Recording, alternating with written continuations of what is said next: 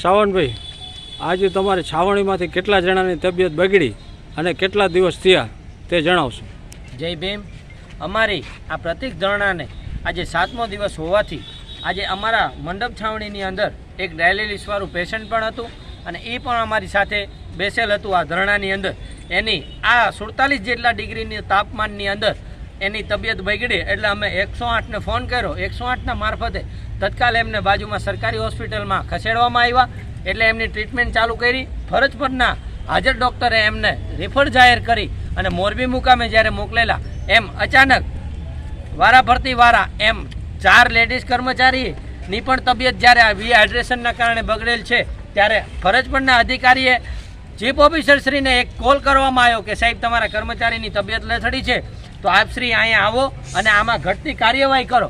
પણ chief officer જ્યાં જાંડી ચામડીના હોય, હલકી માનસિકતાના હોય, જેના દયાભાવ કોઈ એની અંદર હોય નહીં એવું વર્તન કરીને કે ભાઈ મારે એમાં કંઈ જોવાનું નથી, જે થતું હોય થવા દો।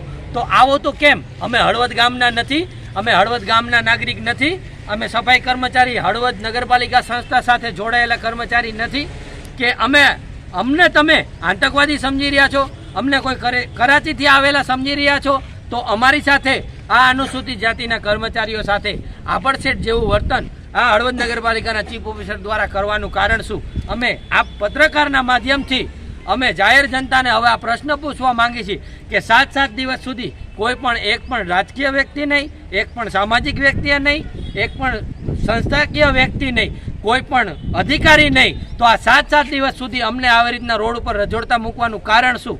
અમે કોઈ આતંકવાદી છીએ કે આતંકવાદીના પેટે જન્મે લીધેલા કર્મચારીએ છીએ? તો આવું વર્તન કરો તો વ્યાજબી લાગે। અમે આ વર્તનને વખોડી કાઢીએ છીએ અને જો આમાં કોઈ પણ કર્મચારીને અણઘટિત પ્રશ્ન બનશે, જો મૃત્યુ પામશે તો અમે રાષ્ટ્રપતિ પાસે ઈચ્છા મૃત્યુની માંગણી કરી અને આ હળવદ ગામની મેન બજારની અંદર 100 જણા આત્મવિલોપન એક સાથે કરવાની ચીમકી આ પત્રકારના માધ્યમથી હળવદ નગરપાલિકાના ચીફ ઓફિસર, હળવદ નગરપાલિકાના વહીવટી અધિકારી તરીકે મામલતદારશ્રીને આ જવાબદાર વ્યક્તિને આ પત્રકારના માધ્યમથી હવે કોઈ લેખિત નહીં, હવે આ મૌખિક જ થશે। એટલે આપ આમની વિનંતી નહીં, અમે આ ચેતવણી આપી છીએ, એટલા માટે હવે તૈયાર રહેજો। જય ભીમ, જય સંવિધાન। ઈશ્વરભાઈ, તમે અત્યારે જે ઉપવાસ ઉપર બેઠા છે, શું ઘટના બની?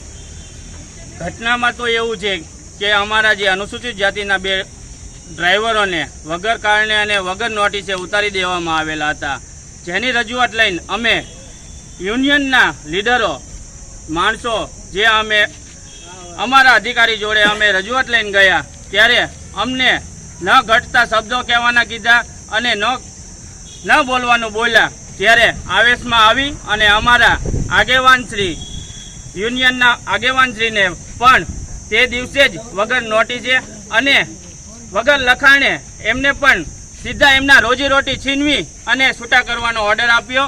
એના કારણે આજે સમસ્ત અમે 86 જણા રોજમદાર સફાઈ કર્મચારી હળવદ નગરપાલિકાના આજે 7મો દિવસ થઈ ગયો છે અમારો જ્યારે ધરણા પર બેઠેલા, ત્યારે હાલના જવાબદાર કોઈ અધિકારી, નગરપાલિકાના અધિકારી કે કોઈ રાજકીય અધિકારી કોઈ હજી સુધી અમારી સંભાળ લેવા નથી આવ્યું। અને જ્યારે આવા તાપમાં આ અમારા 4 મહિલા કર્મચારી અને 1 પુરુષ કર્મચારીની તબિયત બગડી છે।